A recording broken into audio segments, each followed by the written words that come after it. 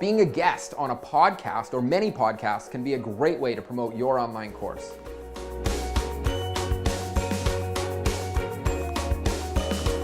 Hey, I'm Greg from Thinkific, and we're going to be looking at how you can get more people to check out your online course by being a guest on podcasts. And this is a really good channel. I've used it myself and it works really well. Just want to give you a few pointers about how to do it properly and how to get started doing it. First of all, if you're shy, if you're looking at this saying, I don't know if I want to get on a podcast or be interviewed, that kind of stuff, just dive in and go for it. If you're really shy and you want to practice a bit first, sure, do a few practices, get a friend to ask you a few interview questions, maybe write up a few questions that someone might ask you. I'm going to share with you how to do that to make sure you don't get totally surprised in the podcast, but just dive in and start doing it.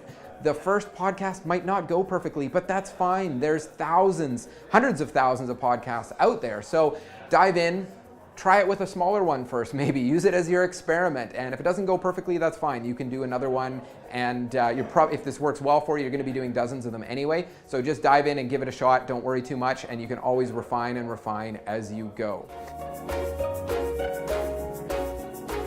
First step really is to go out and research or find the podcasts that you want to approach.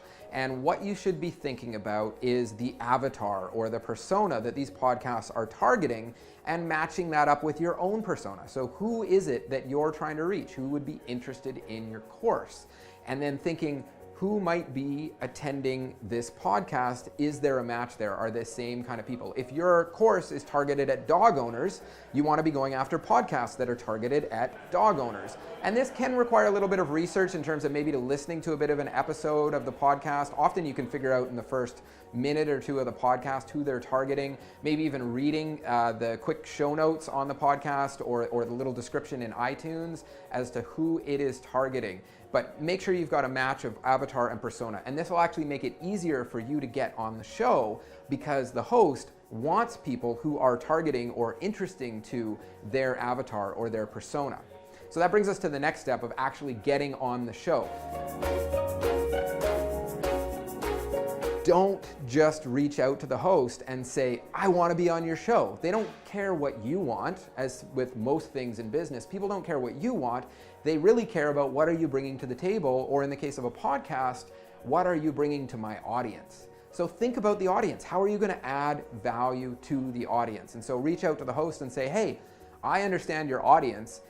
This is who they are, and I really think that we could add value to them by talking about these things. That is much more compelling to the host of the podcast than saying, I want to be on your show, let's get on your show. So show how you're going to add value to their audience, how you fit with their audience, and you're much more likely to get booked on the show. And it's really not as hard as you think to get booked on podcasts. Now, if you are looking for some help in kind of picking and researching and getting booked on podcasts and even coordinating this whole experience, I'd recommend checking out interviewconnections.com. They're great. I've worked with them in terms of getting me booked and scheduled on podcasts. So it's definitely something worth checking out, and they can handle a lot of this for you.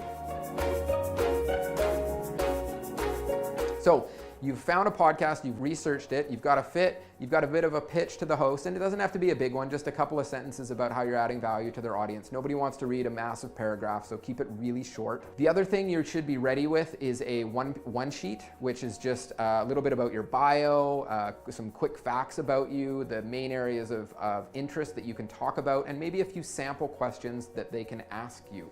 And this serves a number of purposes. It shows the host that you're a professional and you're prepared, and it gives them a really easy way to say, yeah, I'll book you. I've got everything I need here. I've got your bio. I can introduce you. I've got links to where I should send people. I've got some questions that I can ask you right out of the gate. So you make it very easy for them to book you on the show and actually to put you on the show very quickly once you've given them that one sheet. And again, Interview Connections can help you out with this kind of stuff if you're looking for some help. So now you've got your one sheet, you've reached out, you're ready, you're booked, you're going to appear on the show. On the show, your goal is not to pitch your product or your course. Your goal is to add value. And the more value you add, the happier you're gonna be, the host is gonna be, and most importantly, the audience. So think about the audience and how you can deliver value to them.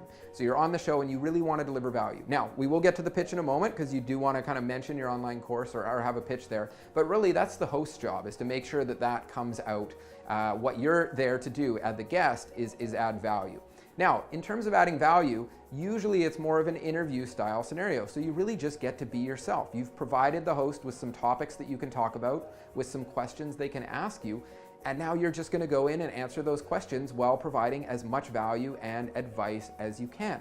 And by value, don't go in there and say, oh, that's a great question, you can learn more about it in my online course. Say, that's a great question, let me give you everything I can here, and if you want to check out more, there's the online course. But you don't even really need to get into that generally until the sort of pitch is made. Now, a really good podcast host will make sure that your call to action or your pitch or your product gets mentioned at the very start of the show, the middle of the show, and at the end of the show. Often that doesn't happen. The host will just ask you, where can people learn more about you, at the very end of the show. So if that happens, that's fine. You want to be ready with your call to action. That should be something that is easy to say and remember, because a lot of these people are going to be listening to the podcast on their phone.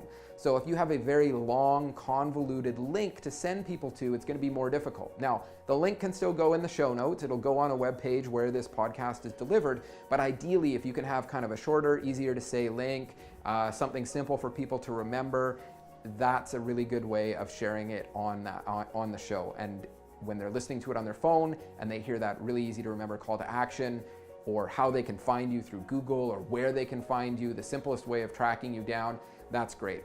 A more advanced trick is to make sure that that link or call to action is a little bit customized for each show that you go on, so you can start to track the success of this. I think that tends to go a little bit far, because now you're building a special page or a special link for every single show that you go on, and if you go on dozens of shows, it can be a bit much. So maybe better just to have one custom landing page or link or place that you send people for all your podcasts, and that way you can just start to see the success of podcasts as a marketing channel for you. I hope you found that helpful as a way of marketing through podcasts. If you're looking for more information about online courses, marketing online courses and creating them, you can subscribe to our YouTube channel. You can check out our blog, blog.thinkific.com. And if you want to launch your own online course or want some more help with it or making your course better, check out thinkific.com and you can sign up for our forever free plan and launch your own online course.